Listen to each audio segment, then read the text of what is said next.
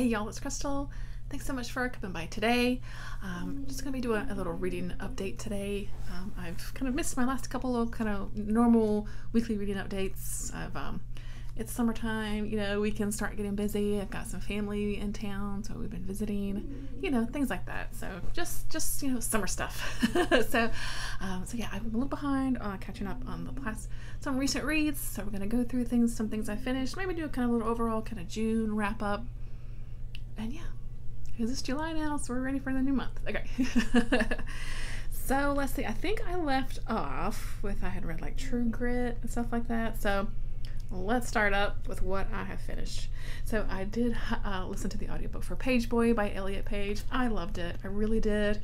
I was wanting to read it as soon as I knew it was coming out. When I saw, you know, Elliot had posted it, I think on his Instagram, several months ago, that he was, you know, writing the book and all that good stuff. So I was excited about it. I was interested, and I really liked it. It kind of goes back and forth through time with, you know, his childhood, life as an actor, you know, transitioning, love life, you know, things that have happened in his love life, and just all sorts of things. I thought it was really well written. It was really engaging and interesting, and you know, if you're just a fan, you will definitely enjoy it. Just, you know, the little insight into the life, you know, and yeah, so I really enjoyed it. I really liked it. So yeah. I then listened to the audiobook for Idle Burning by Rin Usami, and this was translated by Asa Yoneda. I had heard about this book from Willow over at Books and Bow, and I was interested, just really was interested. And this was a little short one, so it was perfect for kind of a time frame that I needed. I think it was just maybe 3 or 4 hour audiobook. I did listen to it on Scribd. If you have Scribd, you can find it there. And I was interested because this is about a sort of young teenage girl who is obsessed with an idol. Yeah, so this is a Japanese book, and so like I said, it's a young teenage girl who is obsessed with a certain member of this kind of boy group, Japanese boy group. And at the sort of right at the beginning of the book, this guy is, you know, the sort of news comes out that he has like basically sort of hit a fan, you know, kind of, and it's like, oh, whoa, scandal, you know. And so this young girl is kind of like, but he's my favorite, you know. And so you see this sort of turmoil of like, do I still support him, or is this true, is it false, you know, this mixed feelings about how to feel about this person now, because there is definitely this level of absolute obsession with this guy. And you know, she writes like a blog online, you know, updating all of everything that he does. She writes about it on the blog. I mean, like, it's total obsession. And then in the meanwhile, you see this sort of day-to-day, how this obsession really affects her day-to-day life as a student. And of course, within her family, you know, she has like, you know, of course, mom and dad, and I think an elder sister. And she's failing at school because she's just not studying like she should, because she's so obsessed with this guy. And there's actually a section, you know, a portion of her life that we see that she actually really struggles with school, and I really feel like she's portrayed as having a learning disability. And there's an author's note at the end where or like sort of a dedication to, I think, like a former, you know, sort of classmate of the author who I think struggled in this same capacity. And she's, I think, the author noted that sort of, you know, being bullied and things in the past that she noticed. And so I sort of think like she made this character have this sort of experience too, as a way to kind of, you know, bring that part of, you know, sort of her history into that, you know, someone that, I don't know, maybe she used to pick on this person, or, you know, the author picked on this person themselves, I don't know. But anyway, so it's definitely a lot of layers going on in the story. I thought it was just really interesting. I feel like if you were ever a teenage girl who was totally obsessed with any kind of celebrity, pop group, boy band, what have you, you will have a connection here, because to me that was really palpable, and like I really understood that as again a former teenage girl. So and you know, guys maybe too. I feel like guys definitely get, you know, kind of these obsessions when they're young with different sorts of things, where it really starts to kind of, where's that line of, you know, being just a fan and enjoying something to like really crossing the line to where it turns into this obsession to where it actually affects, you know, your day-to-day life. So there's a lot going on in this story, and I really enjoyed it. It's a really good look into, of course, idol culture too. I think especially if you were into K-pop, J-pop, you know, because even, you know, they're always, you know, sort of held to higher standards, and any kind of thing that's done wrong is like this black mark on, you know. And then of course celebrity culture in general, like what is our obsession with celebrity, and yeah, there's a lot going on in here in this kind of this short story, and I really enjoyed it. So yeah, really liked that a lot. That was Idol Burning. Yeah, I enjoyed that very, very much.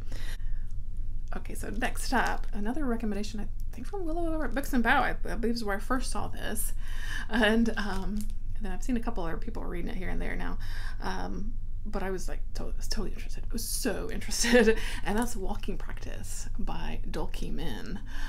This is translated from the Korean by Victoria Caudle, and I loved this. I really loved this. It's a short little thing. My library had it, so I put a hold on it right away, and like I rarely do that, but I needed it. I needed this book, and yeah, I really enjoyed it. It's a weird little book. It's a weird, strange little tale, but it's really good. So it's about this alien who kind of crash lands on Earth, is unable to leave because he's like run out of fuel of his rocket ship, or their rocket. They're not really gender, but and so like what this alien does to kind of try to fit into human life, and so we're following that. And so what this human does is you know, they've tried everything to as far as food. They tried eating this, they tried eating that, and nothing just seems to satisfy quite like human flesh. And so what they do is they sort of scope out the dating sites like the Tinders and things, and he and swipes right and left to find mates, or matches rather, and you know, meets them for a date, and yeah, maybe has a little sex first of all, and then usually eats them and chops them up, keeps them in the refrigerator. But there's also some folks that they'll meet along the way, that they'll keep around as basically as sort of a sex buddy too. So there's a lot of sex going on in here, a lot of body things going on here, because this alien is not human. And so what I loved about this is there are these illustrations throughout that really are sort of documenting what this alien really looks like, especially this one right here. What is it, that one, guys? Oh yeah, because they so and they basically sort of like make their body into human form, even though it's something that's really hard to do, and there's a lot of concentration. And so I think that's where the name Walking Practice comes in, because I mean they really have to like sort of be, you know, when they're walking on the subway, when they're going upstairs, it's literally like this, you know, really conscious movement, so that they appear human and don't look weird, and they don't all of a sudden have like an arm go like wow weird and like stretch out 10 feet long, because they've broken concentration or whatever. So there's a bit of comedy in here. Again, definitely some sex things going on here. What it's like to be an alien trying to fit in. I think, you know, you could definitely dive into that if you like. I don't know. It's just a weird little tale, and I just really enjoyed it. So if you're looking for a strange little alien story, I think you'll enjoy it. I had a really good time with it, and I really do suggest the physical book, because of the translation and how what was her name? Victoria sort of chose to translate things, because of the way the Korean language is sort of formatted, and how that translated over into English as a very sort of physical thing on the page, with like weird kind of spacing sometimes, like, I don't know if you can really see this, but do you see how the spacing is just kind of strange in that? And towards the very end, there's even some strange, not strange, but pages that are just like this. So, I mean, I definitely recommend the physical book just because it just lends a lot, I think, to the story. So yeah, walking practice, Dolki Men. I just had a really good time with this one. Yeah, pick it up if you think you are interested in it. Okay, I did, June of the Range was going on, and I did listen to the audiobook for Brokeback Mountain by Proulx. I read this actually last June on the Range. I read her whole collection, one of her collections of her Wyoming stories, which Brokeback Mountain was in it. And I picked up just the story on Audible one day on like a 99-cent sale or something like that. And it's actually narrated by Campbell Scott, the actor Campbell Scott, who I love. And he did a wonderful job narrating this story. I love this story. It is probably one of my favorite short stories. It's just really lovely, and if you've seen the movie, you know the characters, and it just documents them how they, these two old cowboys. I think it takes place maybe like starts in maybe like the 1960s-ish or so, and they're at the summer and they go up to Brokeback Mountain to work for the, kind of herding some sheep, taking care of the sheep and stuff like that, and they just have this connection, this sort of immediate connection that's very sexual in nature, and it lasts years and years and years and years throughout their lives, and of course at the time period that's very rushed, and just the area that they're in, it's very hard for them. It's just a beautifully heartbreaking story, and I loved reading it again, and I loved listening to the audiobook this time around. It was so good. It's so good. I love that story. Okay, what's next? Oh yeah, I had this book on hold for, I don't know, months and months and months and months. And it finally came in, and that's The Memory Police by Yoko Ogawa. This is translated by Stephen Snyder.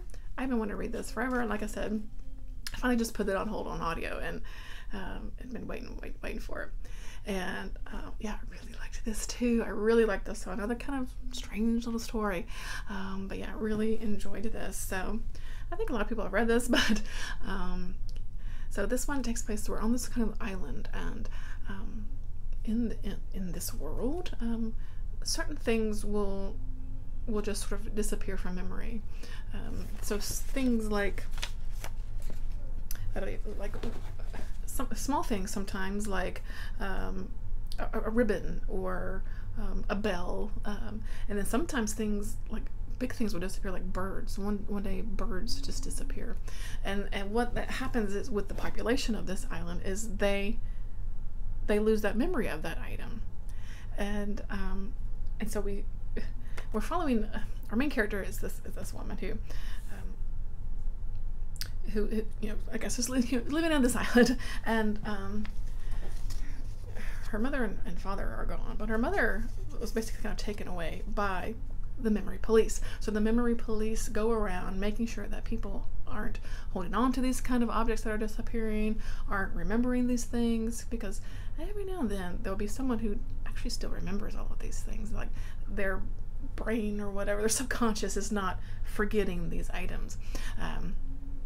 So this memory police is there to enforce that, and in this case, our main character's mother was someone who remembered things and was taken away by the memory police, never to be seen again. And yeah, so I have made some little notes here to make sure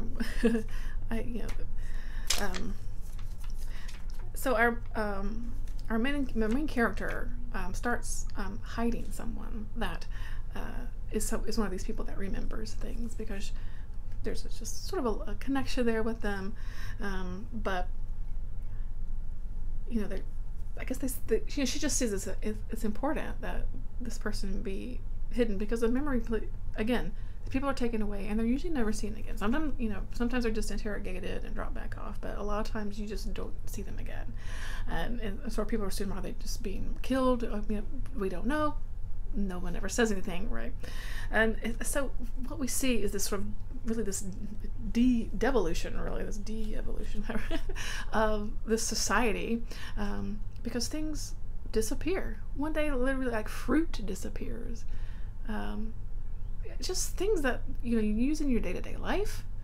And so the world, it just becomes this really hard place to be and to live, and people are struggling to to eat, and things just disappear, little by little by little by little, and it just becomes this really sort of sad situation. Anyway, but I didn't say too much to spoil anything. But anyway, I just thought this was a really wonderful sort of almost like a thought experiment about what would happen, if we lose these memories of things.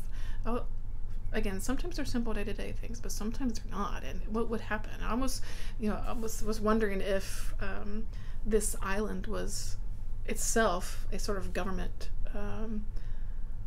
test or something. It was written in that kind of way to where,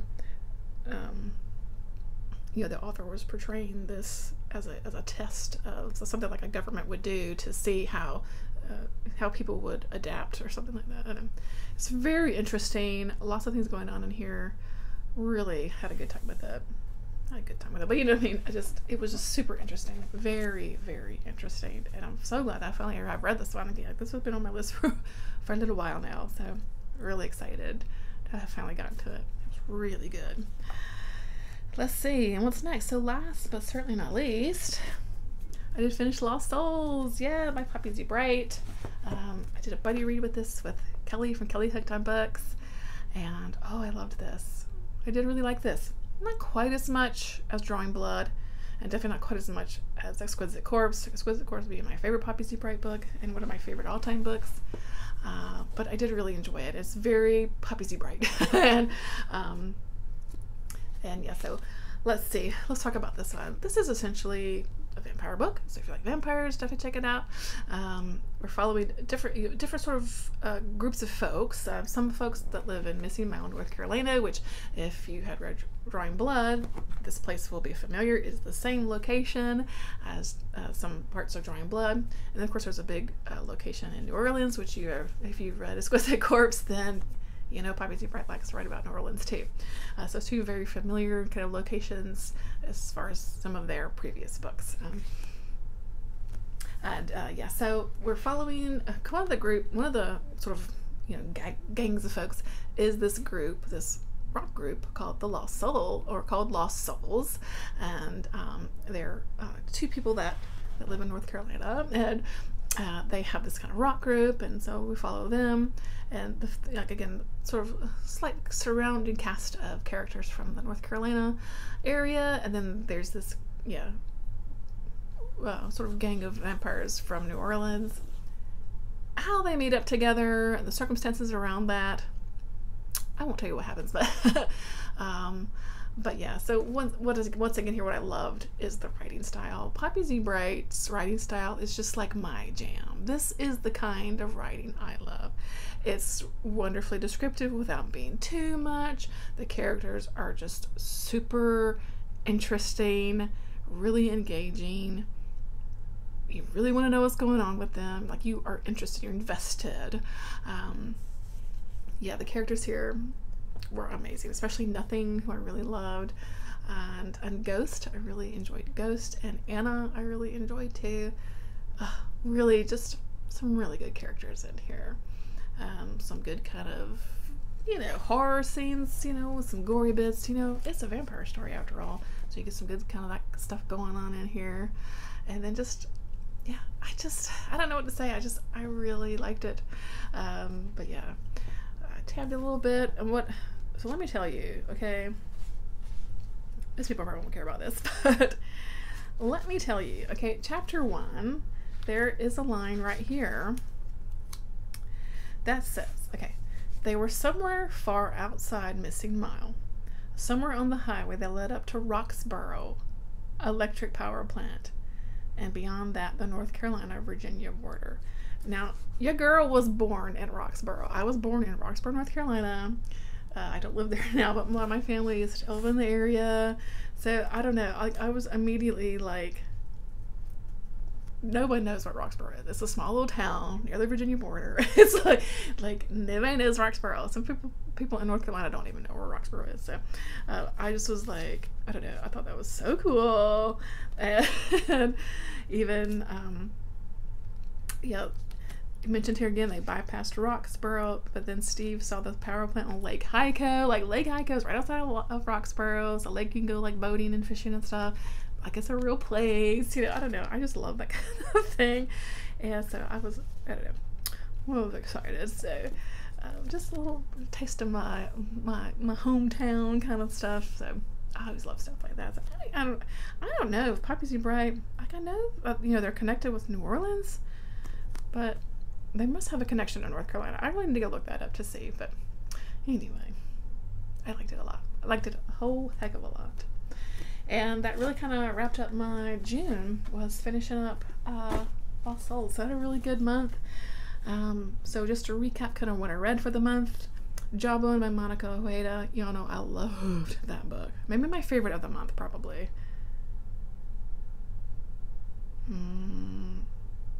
Yeah, but I'm gonna say yeah. Actually, that's probably my favorite of the month. I read Skullface Boy by Chad Lutsky for Ollie's Patreon book club. Really enjoyed that. Nice coming of age story about a boy that has a skull for a face. Yeah, it was really good. I read Festival by Christopher Golden and Tim Levin. Really enjoyed that. Shadow Vista by Charles Cullicutt. I read that for, of course, the Killer Corn Slasher Readathon. I read that and Festival for that, and that one was okay. It was kind of it was okay. The Love Songs of W.B. Du Bois by Marie Fanon Jeffers. Really enjoyed that. Nice sort of sweeping saga of, you know, this family drama story. Really good. I did really love Go Down Hard by Allie C. too. Really loved that. I read that for the Killer Corn Readathon. I read Upright Women Wanted by Sarah Gailey. I read that for June on the Range. I had a whole heck of a time with that too. It was short. I really wanted more from the story, just because I would love to have fleshed out the world a little bit more, but I did enjoy that. I really loved Walk the Darkness Down by John Bowden. That was amazing too. Read that for. I think I worked that into the Killer Corn Readathon and June on the Range. Really good kind of horror western. Oh, it was fantastic. I did read Lonesome Dove by Larry McMurtry. I know I still need to do a book chat on that. I'll actually try to do that next after I film this. And I liked it, but I did not love it, as I was hoping I would. Did really like True Grit by Charles Portis. Really good stories, really great characters. Maddie's just amazing. I read that for June on the Range, of course. And then Little Camp of Horrors by R.L. Stine. It was just a fun little kid story. I gave that 3 stars. Read that for the Killer Corn Readathon too. And then, of course, what I just talked about finished out the month. So I had a really good month. I did not get to hardly anything on my TBR. Book club stuff, kind of didn't get to a lot of book club stuff. But what you gonna do? What are you gonna do? And actually, you know what? Did I finish this in July? When did I? Oh, I haven't read it on my list because I did finish Trainspotting. I forgot. I didn't write on my list yet. I finished that on the 30th. So June 30th, I finished up the audiobook for Trainspotting by Irvine Welsh. So yeah, that does count for June. So let's talk about that real quick. Really enjoyed that. So I read several Irvine Welsh books like back in the 90s, and but Trainspotting was actually one that I never had read. I've seen the movie, of course, several times, but yeah, just hadn't ever. I didn't get to the book back in the day when I was reading a bunch of Irvine Welsh books, and I really had a good time with this. I did listen to the audiobook, which I would definitely recommend, because if you know anything about Irvine Welsh, she definitely writes in the Scottish, you know, sort of what's the word? Scottish accent's not the word I'm looking for, but dialect is maybe the word I'm looking for. So if you want to read along and then do the audiobook also, that's how I did it. And it was, yeah, it's good. So you're following, if you've seen the movie, you follow a lot of those characters, you know, Mark Renton and Sick Boy and Spud and Francis Begbie, and there's actually a few, and Tommy, you know, Tommy, and there's actually kind of a handful of more characters, which was one thing I was like, I will sometimes lose track of characters, because kind of each little sort of section or chapter would be like a new character. Not each character. not each chapter was a new character. Some would cycle again. I think you know what I'm trying to say. But some of the characters, I'd be like, wait, who is this person again? You know, so there's maybe a little too many characters, but it's really about the characters. This, you know, this isn't a plot book. You're just following these. I guess it's more slice of life. If your slice of life involves doing drugs, going down to the pub, you know, getting in fights sometimes, going to see football, talking about music, rinse and repeat. So really just this life that they lead. And so if you like that kind of story, I would definitely check it out. But if you want like the plot, not gonna get that here. But yeah, I enjoyed it. And yeah, I'm glad to have finally read that one after, you know, 30 something years or whatever. so yeah, that finished out my June. So I had a good time. With June, I participated again, like I said, June on the Range with a few books. And of course, Kelsey over at Slime and Slashers, her Patreon Killer Corn Readathon. Had a really fun time with that. So that's wrapping up my recent reads and a little June wrap up. So we're, like I said, we're into July. Summer's here in North Carolina. It's hot, but yeah. Let me know what your favorite book of June was. Again, I think Jawbone by Monica Ojeda really stands out to me. Love that book. And thanks for watching. I'm gonna end it here. Thanks for spending some time with me as always. You know, I appreciate it. Gotten some new subscribers, so thanks for checking me out. I never mentioned, like, you know, like and subscribe, but I would like to talk about books here, so if you like that, then definitely subscribe, and I'll check you in the next one. Bye.